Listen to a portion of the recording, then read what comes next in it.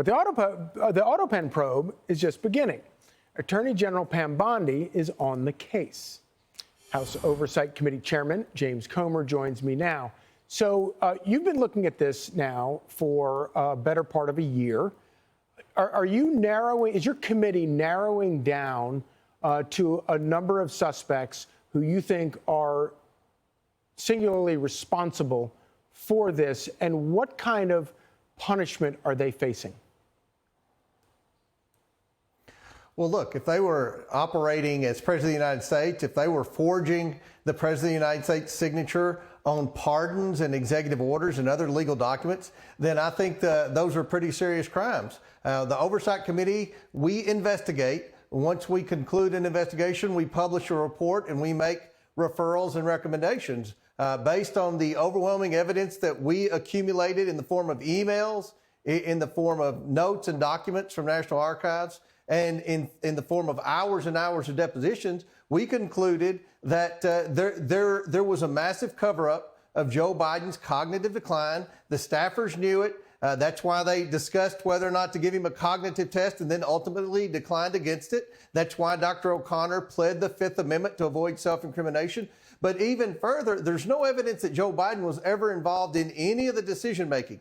And normally when you have meetings and discussions on things like pardons and other high-profile events that would be presidential level, you would have notes, you would have meetings, right. There would be emails, there would be things in the schedule for meetings. Nothing pertaining to Joe Biden. We gave every staffer, the 12 staffers that we brought in for depositions were the ones that we knew had the influence over the autopen. They all were inconsistent in the process. The emails were even contradict what the deposition said. And at the end of the day, I think we've gotten as much information as we can get to determine what we've determined. Now we've handed it over to Pam Bondi, right. And we've made notes to the Attorney General. If there's further things that we can do as a committee, we'll do them. But we're going to wait for guidance from her. This is a serious issue, and all those pardons should be declared null and void. Yeah. So let me ask you this, going back to the process about how this happened. From my understanding of reading your report, many of the pardons were issued based on memos that were signed JB for Joe Biden. Was there anybody else in the White House with the initials JB that you think might have signed some of those memos?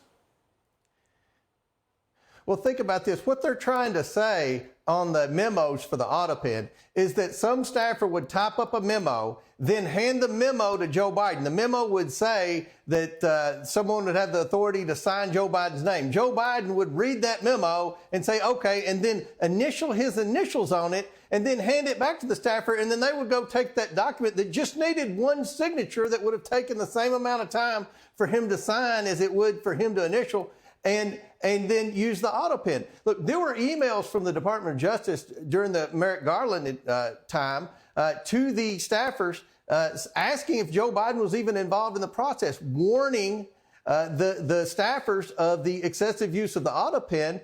And, again, I think that at that point, the response from the Biden administration was, when they were talking about the use of the autopen, was Joe Biden was verbally giving them authority to use it. Then they come back and they have these discovery of these memos. I mean, right. Just complete inconsistencies. And that's why we think the Attorney General needs to take it with the full force of the Department of Justice. Well, maybe I'm crazy, but I do think it's kind of interesting that there was another person in the White House with the initials JB, as in Joe Biden, which I think bears investigation at the very least. James Comer, thank you so much for joining us. Absolutely. Click here to subscribe to the Fox News YouTube page to catch our hottest interviews and most compelling analysis. You won't get it anywhere else.